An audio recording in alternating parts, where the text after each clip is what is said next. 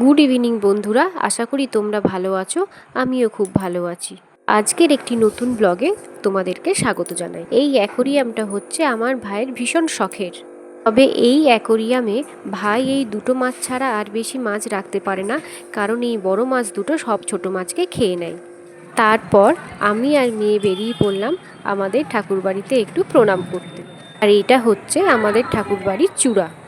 রং বেরঙে লাইটের জন্য চূড়াটা কত সুন্দর দেখতে লাগছে। আর এটা হচ্ছে ঠাকুরবাড়ির মেন গেট। এরপর আমরা ঢুকে পড়লাম ঠাকুরবাড়ির ভেতরে। অনেক দিন পর ঠাকুরবাড়িতে এসে মনটা ভীষণ ভালো হয়ে গেল।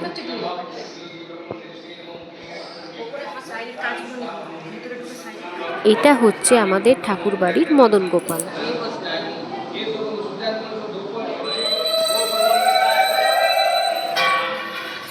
মদন গোপালের পাশেই একটা ঘরে আছে রাধাকৃষ্ণের মূর্তি। আর মদন গোপালের মন্দির থেকে নিচে নেমে আছে শিবলিঙ্গ। শিব মন্দিরের পাশেই আছে মানিকচাঁদ ঠাকুর। যেহেতু আমরা সন্ধেবেলায় গেছিলাম, তাই ঠাকুর প্রণাম করতে করতেই দেখি আরতি শুরু হয়ে গেছে। ঠাকুর বাড়ির বাইরে আছে একটা রাধাকৃষ্ণের মন্দির।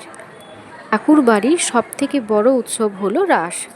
রাসের সময় মদন গোপাল রাধাকৃষ্ণ সব ঠাকুরকে বের করে এই মন্দিরে নিয়ে এসে বসায়।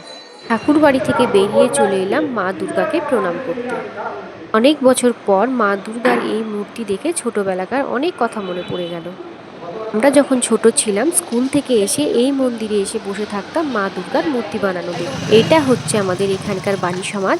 এখানে আমার বাবারা রাসের সময় যাত্রা রিহার্সাল করে। আমার আর মেয়ের সন্ধেবেলায় একটু ঘোরা হয়ে গেল। এরপর আমরা বাড়ি চলে গেলাম। বাড়ি এসে দেখি ভাই আমাদের জন্য মোমো নিয়ে এসেছে।